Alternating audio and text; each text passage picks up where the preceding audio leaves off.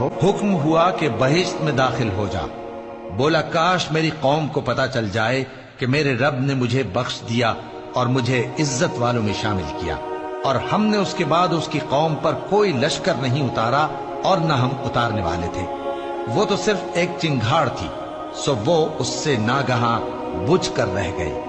بندوں پر افسوس کہ ان کے پاس جب کوئی پیغمبر آتا تو وہ اس سے تمسخر ضرور کرتے۔ کیا انہوں نے نہیں دیکھا کہ ہم نے ان سے پہلے بہت سے لوگوں کو ہلاک کر دیا تھا؟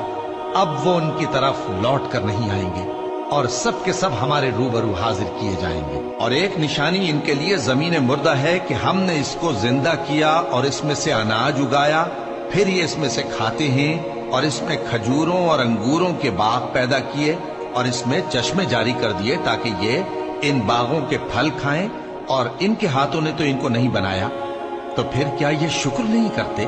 وہ ذات پاک ہے جس نے زمین کی نباتات کے اور خود ان کے اور جن چیزوں کی ان کو خبر نہیں سب کے جوڑے بنائے۔ اور ایک نشانی ان کے لیے رات ہے کہ اس پر سے ہم دن کو کھینچ لیتے ہیں تو اسی وقت ان پر اندھیرا چھا جاتا ہے، اور سورج اپنے مقرر راستے پر چلتا رہتا ہے۔ یہ اس غالب و دانا کا مقرر کیا ہوا اندازہ ہے۔ اور چاند کی بھی ہم نے منزلیں مقرر کر دی، یہاں تک کہ گھٹتے گھٹتے کھجور کی پرانی شاخ کی طرح ہو جاتا ہے۔